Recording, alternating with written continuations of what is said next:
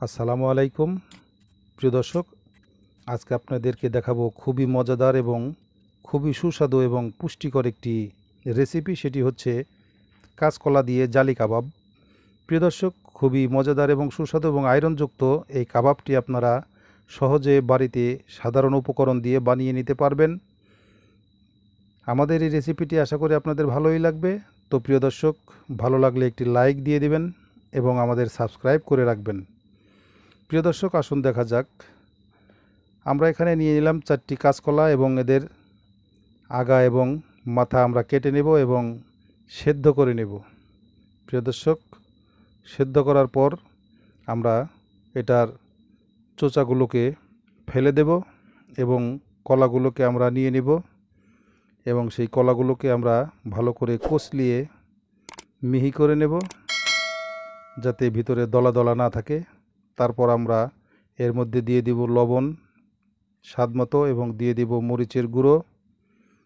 এগুলোকে আমরা দিয়ে দিব আর দিয়ে দিব আমরা পেঁয়াজের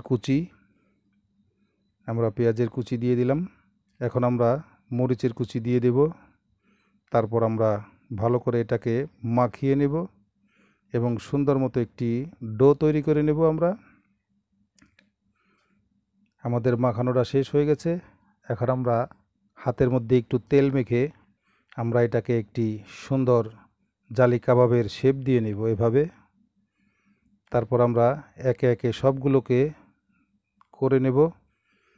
তারপর আমরা এখানে 3টি ডিম নিয়ে নিয়েছি এবং সামান্য লবণ দিয়ে ডিমগুলোকে আমরা ফেটে নেব।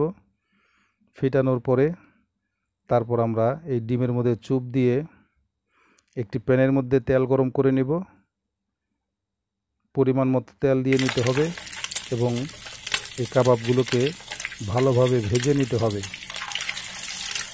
প্রিয় দর্শক, আমরা ভেজে নিলাম। এখন আমরা এক এক করে কাবাবগুলোকে উঠিয়ে নিচ্ছি, তারপর পরিবেশন করে দেখাচ্ছি। প্রিয় দর্শক, দেখতে পাচ্ছেন খুব শর্টকাট আইটেম, খুবই মজাদার এবং পুষ্টিকর আয়রনযুক্ত এই খাবারটি আপনাদের পছন্দ হলে আমাদের সঙ্গে থাকবেন নিত্য নতুন রেসিপি পাওয়ার জন্য। প্রিয় দর্শক, আমাদের এই রেসিপিটি ভালো লাগলে সাবস্ক্রাইব করে রাখবেন এবং একটি লাইক দিয়ে দেবেন। তো আজ এই পর্যন্তই। নতুন কোনো রেসিপি নিয়ে আবার হাজির হয়ে যাব ইনশাল্লাহ। আজকের মতো শেষ। আসসালামু আলাইকুম রহমতুল্লাহ।